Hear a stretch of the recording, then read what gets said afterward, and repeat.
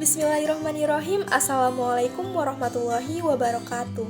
Perkenalkan, saya Solehatul Laila, NPM 1914231008 dari Program Studi Teknologi Industri Pertanian, Jurusan Teknologi Hasil Pertanian, Fakultas Pertanian, Universitas Lampung. Pada kesempatan kali ini saya akan menampilkan video tentang pengolahan limbah cair industri kelapa sawit atau POM menjadi bio-CNG. Video yang akan ditampilkan bersumber dari channel YouTube DSN Group pada video yang berjudul Bio-CNG Plan di PT Dharma Satya Nusantara Tbk. Untuk lebih jelasnya mengetahui bagaimana cara pemanfaatan POM menjadi Bio-CNG, kita simak bersama-sama video berikut ini. PT Dharma Satya Nusantara Tbk merupakan perusahaan yang utamanya bergerak dalam bisnis perkebunan dan pengolahan minyak kelapa sawit. Perusahaan ini memiliki komitmen dalam menerapkan prinsip-prinsip berkelanjutan dengan mengelola perkebunan dalam pabrik kelapa sawit yang ramah lingkungan dan memberikan nilai tambah bagi semua pemangku kepentingan. Pembangunan proyek Bio-CNG Plan merupakan salah satu bentuk komitmen dari DSN untuk menerapkan konsep sirkular ekonomi dengan mengeliminasi limbah dan polusi, menggunakan sumber daya yang berkelanjutan, serta regenerasi sistem alam. Pada tahun 2018 dimulailah proyek Bio-CNG Plan. Proyek ini mengedepankan mekanisme pengolahan bersih dan memanfaatkan limbah kelapa sawit secara maksimal. Bio-CNG Plan ini berlokasi di Kecamatan Muara Wahau, Kabupaten Kutai Timur, Provinsi Kalimantan Timur. Langkah membangun Bio-CNG Plan menjadi upaya untuk mengurangi emisi gas rumah kaca atau GRK sebesar 50.000 ton IQ CO2 per tahun dan menghemat penggunaan solar. Proses pengolahan limbah cair kelapa sawit atau POM menjadi bio-CNG dimulai dari pencampuran limbah yang dihasilkan oleh PKS DSN di dalam instalasi mixing tank agar menjadi homogen dengan limbah yang ada di dalam biodigester pond. Kemudian disirkulasikan dalam sistem SCADA di dalam biodigester pond dengan memanfaatkan bakteri anaerobik untuk menghasilkan gas metan atau biasa disebut dengan biogas.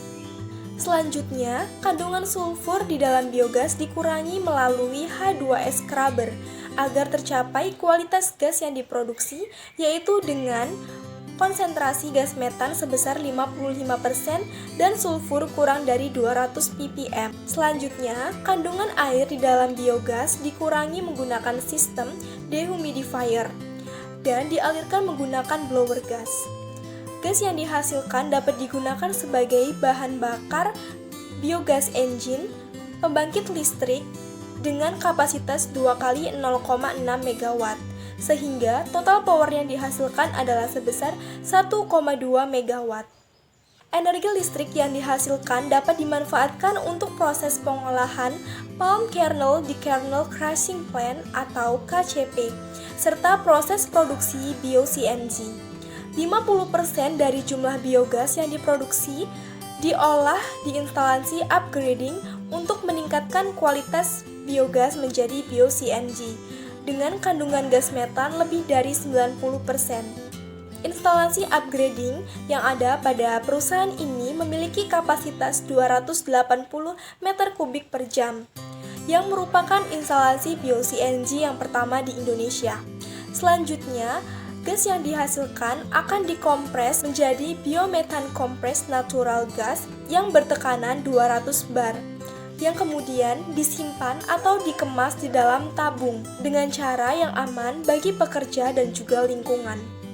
Bio-CNG yang telah dikemas dalam tabung kemudian didistribusikan ke seluruh emplacement dan PKS areal DSN Group Muara Wahau dan digunakan sebagai bahan bakar pengganti pembangkit konvensional berbahan bakar solar.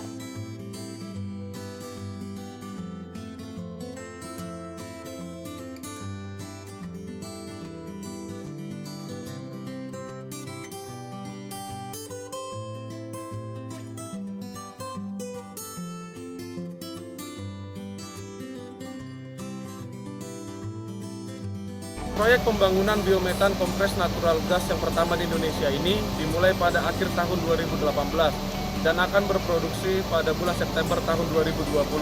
Berkapasitas 280 meter kubik bio-CNG dan total power yang dihasilkan 1,2 MW per jam. Mengurangi emisi gas rumah kaca dan mengembangkan energi terbarukan menunjukkan arah tujuan perusahaan DSN ke depan dalam mengelola industri kelapa sawit yang berkelanjutan. Demikian video yang dapat saya tampilkan. Saya mengucapkan terima kasih atas perhatiannya. Semoga bisa bermanfaat bagi para yang menonton. Sekian dari saya. Wassalamualaikum warahmatullahi wabarakatuh.